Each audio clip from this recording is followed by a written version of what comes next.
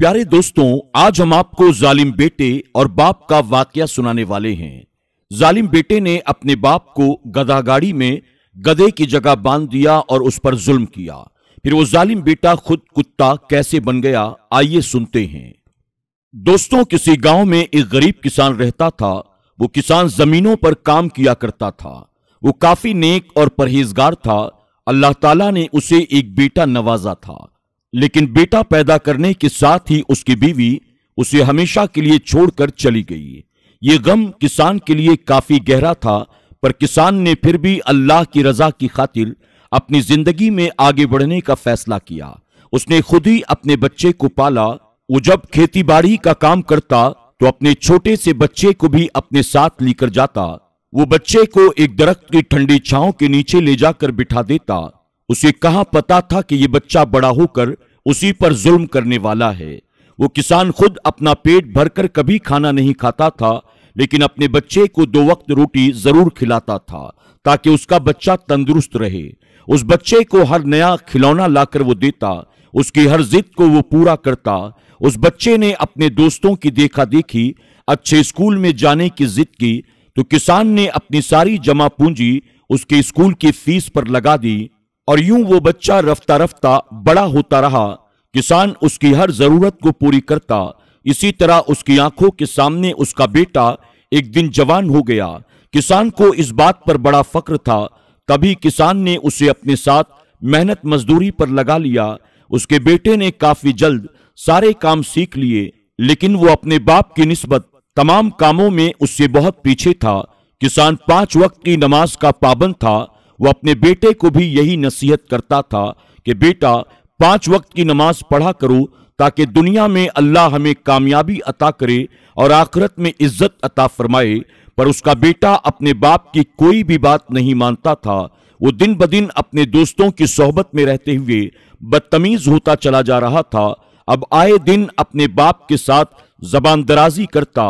उससे यही कहता कि तुमने मेरे साथ किया ही क्या है, तुमने मेरे लिए बनाया क्या है, तुमने मेरे बारे में कभी सोचा ही नहीं। तुमने मुझे एक पिछड़े हुए गांव में टूटे फूटे मकान में रखा है, तुम मुझे कभी शहर लेकर नहीं गए। किसान का बेटा जब ऐसी बदतमीजी करता तो उसके बाप की आंखें नम हो जाती कि उसने अपने बच्चे के लिए क्या कुछ किया, पर यह बच्चा मेरे आगे जबान दराज करता है। उसके दोस्त अहबाब किसान को यही कहते, तुम इस पर सख्ती किया करो, इसे 2 टूक कह दिया करो, मैंने तुम्हारे लिए क्या कुछ नहीं किया और तुम हो कि मेरे आगे जबान चलाते हो। पर किसान ने कहा कि नहीं, इससे मेरे बेटे को तकलीफ होगी और मैं नहीं चाहता कि मेरे बेटे को किसी तरह की कोई तकलीफ हो। लेकिन किसान ने ऐसा करके बहुत बड़ी गलती कर दी थी। उसके इस ढील की वजह से उसका बेटा दिन ब दिन बिगड़ता चला गया। अब वो अय्याश इंसान बन गया था, जो अपने बाप की जमीन पर हल तो चलाता था, मेहनत मजदूरी तो करता था, पर इसके अलावा वो रात होते ही शहर की तरफ चला जाता और शहर की रंगीनियों में डूब जाता था। किसान उसका रात भर रास्ता देखता। किसान को यह लगता था कि जैसे ही वो अपने बेटे की शादी कर देगा, उसका बेटा सुधर जाएगा। यही सोचकर किसान गांव की एक खूबसूरत लड़की के साथ अपने बेटे की शादी करवा देता है। लेकिन किसान कहां जानता था कि उसकी बीवी तो उसके बेटे से भी 2 हाथ आगे निकलेगी। उसकी वो अनपढ़ और गवार बहू अब उसके बेटे को बिगाड़ती रही। अपने शौहर को तो वो अपनी आंखों पर बिठाती थी, उसकी हर बात को मानती थी, जिसकी वजह से उसका शौहर अपने बाप से दिन ब दिन दूर होता चला गया। उसकी बहू आए रोज यही कहती थी, अब मैं तुम्हारे बाप को अपने हाथों से बनाकर खाना नहीं खिला सकती हूं, और तुम क्या ये नहीं जानते हो, ये मुझ पर फर्ज भी नहीं है। बेटा उसकी बातों में आ गया, क्योंकि वो जानता था कि अगर वो अपनी बीवी के खिलाफ गया तो उसकी बीवी उससे दूर चली जाएगी और वो अपनी बीवी की संगत से महरूम हो जाएगा। यही सोचकर किसान का बेटा अब मजीद अपने बाप के साथ सख्त कलामी करने लगा। आए रोज उस पर जुल्म करने लगा। जब किसान बूढ़ा होता गया, उसने अपने बेटे को अपनी सारी जमीनें भी दे दी, लेकिन इस नाफरमान बेटे के नाम जैसे ही जमीन हुई, वह आसमान पर उड़ने लगा और वक्त ऐसे ही गुजरता गया। जब किसान पर 2 वक्त की रोटी मुश्किल हो गई, एक रोज बहू ने बचा हुआ खाना किसान के सामने लाकर रख दिया। खाना इतना ठंडा और सख्त था कि किसान के कमजोर दांत उसे चबा भी न सके।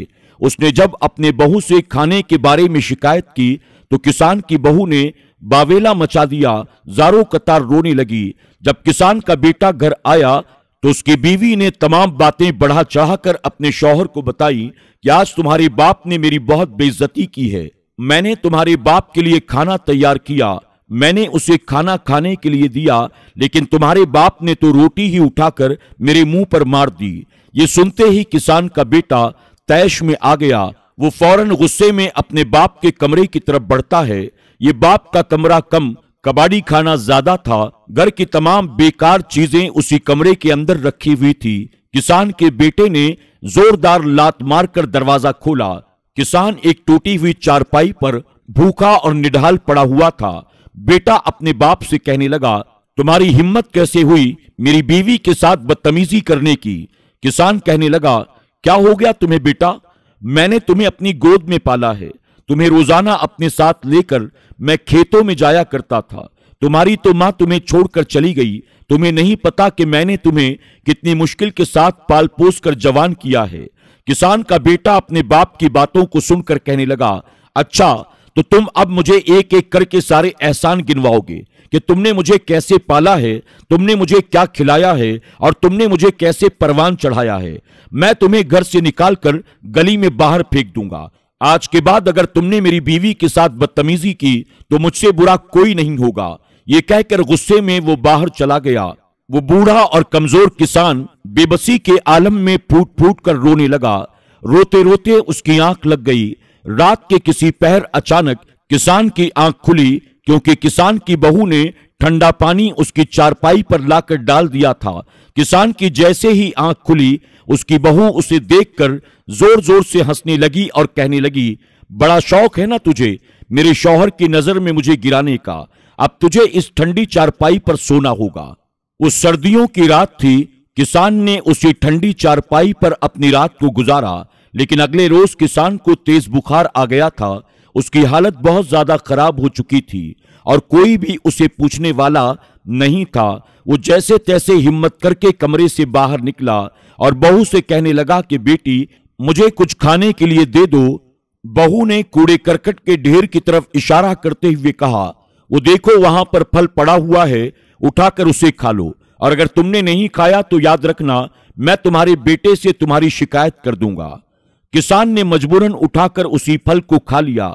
खराब फल को खाने की वजह से उसकी हालत और भी खराब हो गई। शाम के वक्त किसान का बेटा उसके कमरे में दाखिल हुआ। अपने बाप को खूंखार नजरों से वो घूरने लगा, जैसे न जाने उसके बाप ने कौन सा जुल्म कर दिया हो। आगे बढ़कर उसने अपने बाप के बाजू को खींचा और घसीटता हुआ घर से बाहर ले गया। घर के बाहर एक गधा गाड़ी मौजूद थी। उसे देखकर किसान के होश उड़ गए। वो अपने बेटे से कहने लगा कि बेटा तुम मेरे साथ क्या करने जा रहे हो? आखिर गधा कहां गया? जवाब में उसका बेटा कहने लगा, मेरा गधा बीमार था, मर गया, मुझे ये सारी सब्जियां लेकर शहर जानी हैं। ये सुनकर किसान के रोंगटे खड़े हो गए। अपने बेटे के सामने वो हाथ जोड़कर कहने लगा, बेटा तुम मुझ पर इतना जुल्म ना करो, अल्लाह की खातिर मुझे छोड़ दो। किसान का बेटा कहने लगा, तुम कौन होते हो मेरे और खुदा के मामले में बोलने वाले? तुमने आज तक मेरे लिए किया ही क्या है? सारा दिन तो तुम बिस्तर पर पड़े रहते हो और मुफ्त की रोटियां खाते हो। अब तुम मुझ पर और मेरी बीवी पर बोझ बन गए हो, इसलिए अब वक्त आ गया है कि मैं तुमसे काम लूं। अगर मैंने ये सब्जियां शहर ना पहुंचाई तो मेरा बहुत नुकसान होगा। अब गधे की जगह मैं तुम्हें इस गाड़ी के साथ बांधकर शहर लेकर जाऊंगा। ना चाहते हुए भी वो बूढ़ा बीमार किसान उस गधा गाड़ी को खींचना शुरू कर देता है।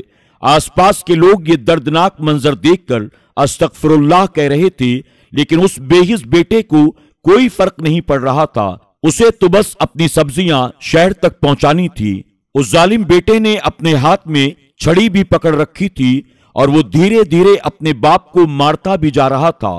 तमाम गांव वाले ये सारा मंजर देख रहे थे, लेकिन किसी की जुर्रत नहीं थी कि वो किसान के बेटे से उलझता और उससे लड़ाई झगड़ा करता। गरीब किसान ने जैसे तैसे कुछ देर तक उस गधा गाड़ी को खींचा तो सही, लेकिन उसके बाद वो बेहोश होकर जमीन पर गिर गया। जालिम बेटा अपने बाप को यूं ही बेहोशी की हालत में छोड़कर अपनी सब्जियां लेकर शहर चला गया। एक भला इंसान वहां से गुजर रहा था। उसने जैसे ही किसान को इस हालत में देखा, उसे उठाया और अपने साथ घर लेकर गया। बेहोशी के आलम में वो अपने बेटे को याद कर रहा था। जैसे ही उसे होश आया, वो दोनों हाथ आसमान की तरफ उठाकर अल्लाह की बारगाह में रो रो कर दुआएं करने लगा। ऐ मेरे अल्लाह, मेरे बेटे को सुधार दे, मेरे बेटे पर कड़ा वक्त ना ला। जो भी वो करता है वो उसकी नादानी है। या अल्लाह, मैं उसका किया हुआ जुल्म तो बर्दाश्त कर सकता हूं, लेकिन अगर तूने उसे तकलीफों में मुब्तला कर दिया तो बर्दाश्त नहीं कर सकेगा, और उसे तकलीफ में देखकर मैं भी बर्दाश्त नहीं कर सकूंगा। उस भले इंसान ने जैसे ही किसान की दुआओं को सुना, वो तड़प कर कहने लगा, तुम होश में तो हो, तुम्हारा बेटा दरिंदा बनकर तुम्हारे साथ जुल्म करता है और तुम उसके हक में दुआएं कर रहे हो। जवाब में किसान कहने लगा, नहीं, वो कैसा भी हो, आखिर है मेरा बेटा, मेरा खून है। वो रास्ते से भटक गया है, लेकिन मुझे उम्मीद है कि एक दिन वो जरूर सीधे रास्ते पर आ जाएगा। भले इंसान को उस किसान की बातें सुनकर बड़ा गुस्सा आया, लेकिन उसने कुछ न कहा। वो सोचने लगा, एक तो मैं इसकी मदद कर रहा हूं, इसे अपने घर पर लेकर आया हूं, और ये इस हाल में भी अपने बेटे के लिए दुआएं कर रहा है। उसने किसान का बाजू थामा और उसे लेकर उसके बेटे के घर चला गया और कहने लगा कि तुम एक काम करो, जाओ अपने बेटे के साथ जाकर रहो। अगर आइंदा वो तुम पर किसी तरह का जुल्म करे तो तुम फौरन मेरे पास आ जाना। मैं तुम्हें इसलिए छोड़कर जा रहा हूं ताकि तुम जान सको कि तुम्हारा बेटा कभी भी सुधरने वाला नहीं है। ये कहकर वो भला इंसान वहां से चला गया। किसान जैसे तैसे अपने घर वापस आया। उसने देखा तो उसकी बहू सामने बैठी पैसे गिन रही थी। किसान का बेटा जो सब्जियां शहर में बेचकर पैसे लेकर आया था, दोनों मियां बीवी उसे गिन रहे थे। बहू अपने शौहर से कहती है, तुम्हारे अब्बा की वजह से ये सब कुछ हो सका है। अगर तुम्हारे अब्बा गधा बनकर तुम्हारी मदद ना करते तो तुम वो सब्जियां शहर नहीं पहुंचा सकते थे। इसलिए 50 रुपए ले जाओ और अपने अब्बा को दे दो। उस बेटे ने अपनी बीवी की फर्माबरदारी की और 50 का एक नोट लाकर अपने बाप के मुंह पर मार दिया।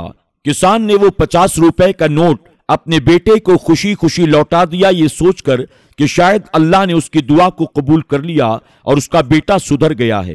किसान अपने कमरे के अंदर दाखिल हो गया। वक्त गुजरता चला गया।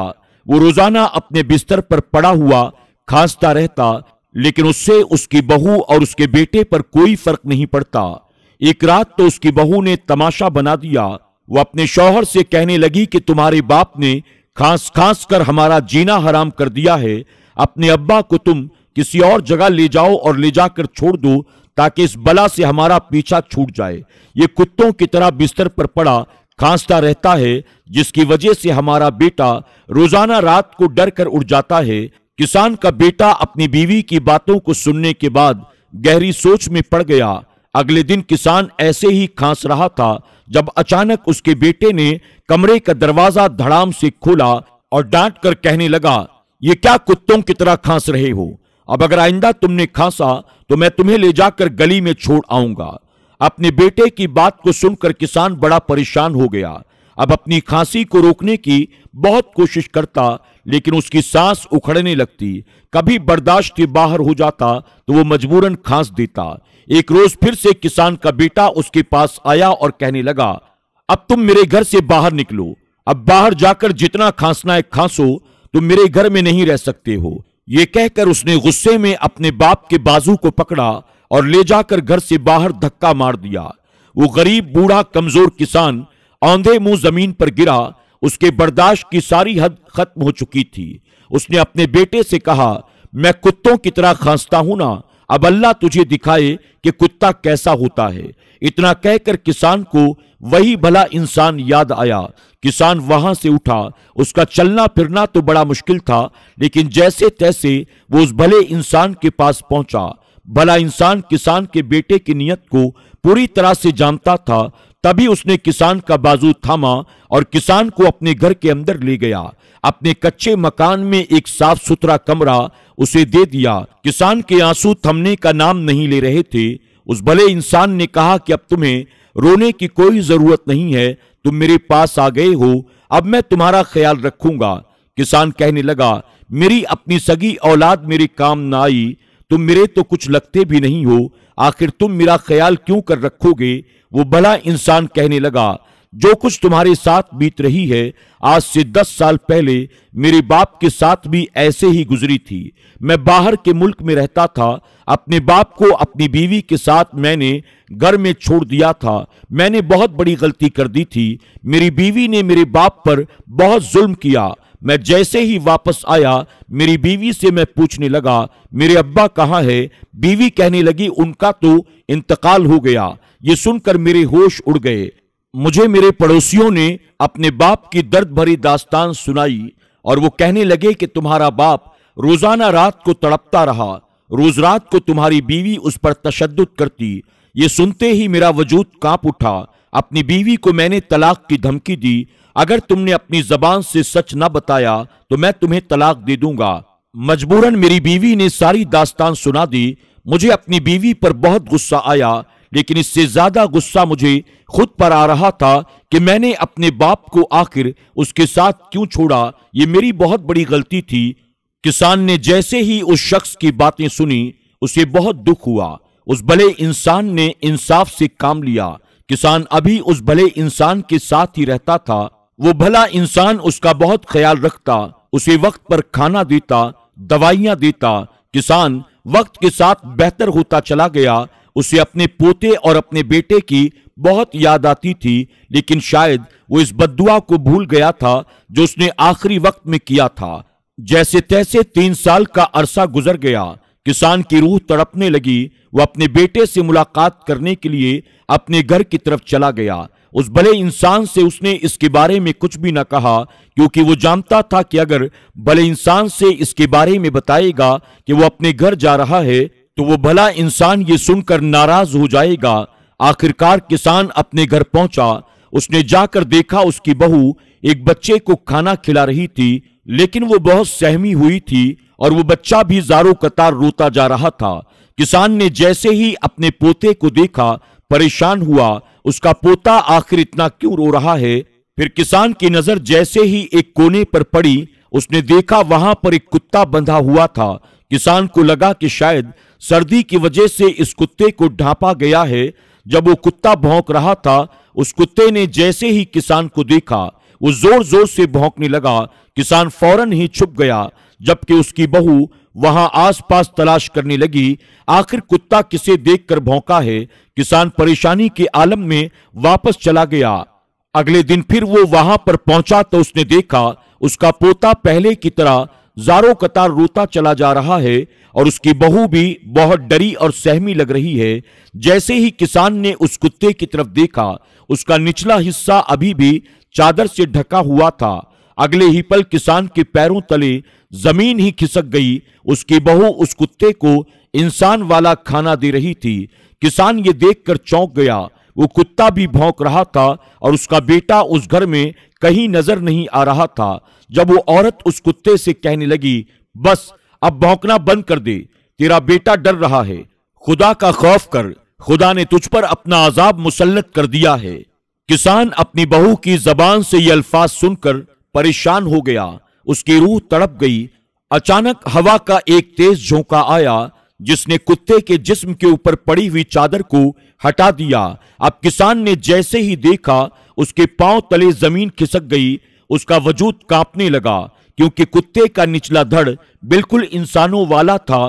किसान की आंखें फटी की फटी रह गई। उसे अभी भी यकीन नहीं आ रहा था, लेकिन उसे अब वो दिन याद आ गए जब उसके बेटे ने धक्के मारकर उसे घर से बाहर निकाला था और उसका बेटा ये कह रहा था, बस अब कुत्तों की तरह भौंकना बंद कर। किसान इससे पहले कि वहां से बाहर जाता, उसकी बहू पुकारने लगी और कहने लगी, देख लो, आज तुम्हारे बेटे को अल्लाह ताला ने इस दुनिया ही में सजा दे दी है। तुम्हारा बेटा कुत्ता बन गया है। ये कोई और नहीं बल्कि तुम्हारा अपना बेटा है। किसान की बहू अब किसान के पांव पकड़कर उससे माफी तलाफी करने लगती है। रो रो कर कहती है कि अल्लाह के लिए अपनी बद्दुआ को वापस ले लो, हम बर्बाद हो जाएंगे। किसान कहता है, मैं कुछ भी नहीं कर सकता। मेरे बेटे को उसकी बदआमालियों की सजा मिली है। मैं उसे बार बार कहता था, सुधर जा, सुधर जा, मान जा, लेकिन वो मानने को तैयार ना हुआ। आखिरकार अल्लाह तबारक ताला ने उस पर अपना अजाब मुसल्लत कर दिया। मेरे बेटे ने मेरी कोई बात ना मानी, उल्टा वो मुझ पर तशद्दुद करता रहा, जिसकी वजह से अल्लाह ताला ने उसे ये सजा दी है। ये कहकर किसान वहां से उस भले इंसान के पास वापस चला गया। दोस्तों, आज की वीडियो में बस इतना ही। अस्सलामु अलैकुम व रहमतुल्लाहि व बरकातुहू।